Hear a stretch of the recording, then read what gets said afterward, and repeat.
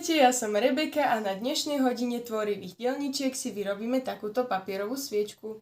Na dnešný návod si pripravte toaletnú rolku, kúsok kartónu, nádobku na vodu, štetec, akrylové farby, ceruzku, kúsok papiera na miešanie farieb, nožnice a pozlátko z nejakej čokolády alebo bonboniery.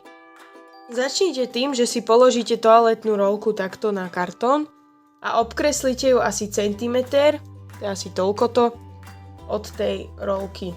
Takže urobíte kruh.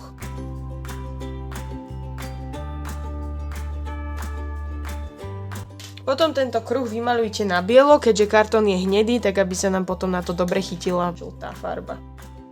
Ak máte tmavšiu toaletnú rolku, tak tu môžete vymalovať tiež na bielo, ale ja mám takúto bledú, takže to nevadí.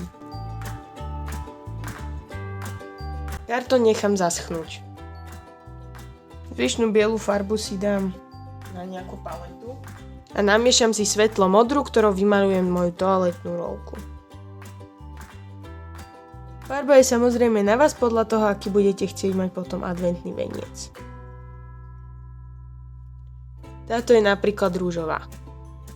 Dizajn je viac menej na vás, ja si teraz spravím takéto pásiky.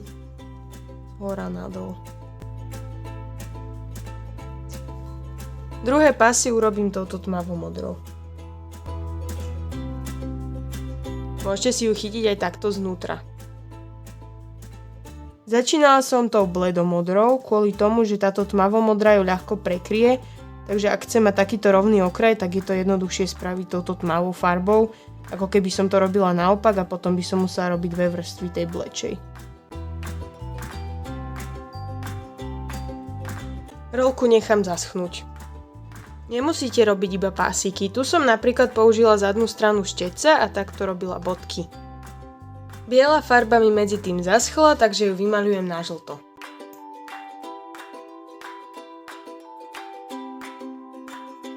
Keď to trošku uschne neriedenou farbou, potom dorobím lúče.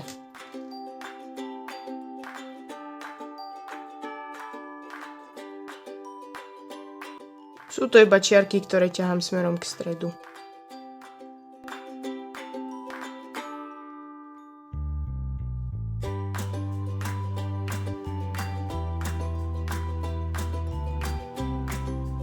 Nožničkami si potom z takéhoto lesklého papiera z nejakej čokolády vystrihnem plameň.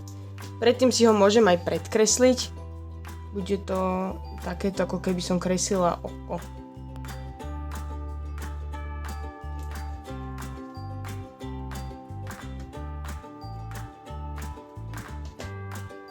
Potom ho lepidlom prilepím.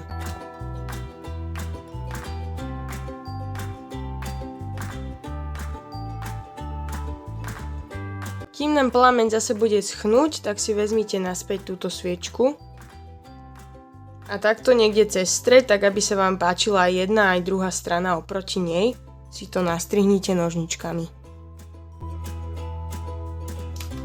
Stačí približne centimeter. Takto. A keďže kartón je hrubý, tak ak si urobíte vedľa ešte jednu malú drážku a celé to iba trošku zahnete dovnútra, tak sa tam potom bude ľahšie dať napasovať.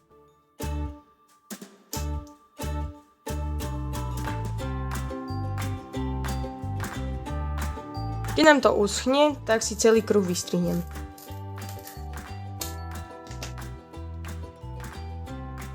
A môžem otestovať, či moje drážky sú funkčné, tým, že tam plameň zasuniem.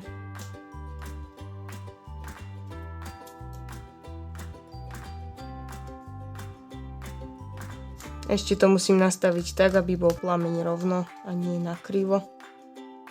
A naša prvá tohtoročná adventná sviečka je hotová. Ak sa vám tento nápad páčil a chceli by ste tvoriť aj na budúce, nezabudnite mi dať like a subscribe a vidíme sa o týždeň. Ahojte!